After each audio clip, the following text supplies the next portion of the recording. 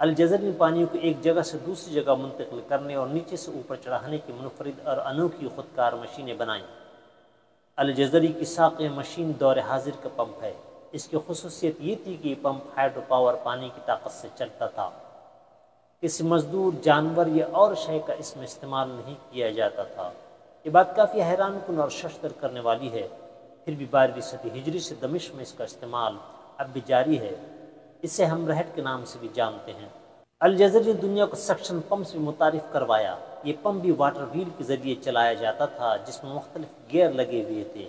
اس pump نے modern engineering کو نئی جہت عطا کی۔ آج ماڈرن انجینئرنگ انہی اصولوں پر کام کرتی ہے۔ اس پمپ نے ماڈرن میکانزم میں بہت اہم کردار ادا کیا۔ یہ پمپ 13 میٹر گہرے پانی کو اوپر چڑھا سکتا تھا۔ جدید دور کے لوکومیٹو، اسٹیم انجن اور پمپ جیسی ایجادات کو الجزری کی ایجادات نے راہ دکھائی، اور آج کی لاتعداد مشینریز الجزری کے طرز پر بنائی گئی ہیں۔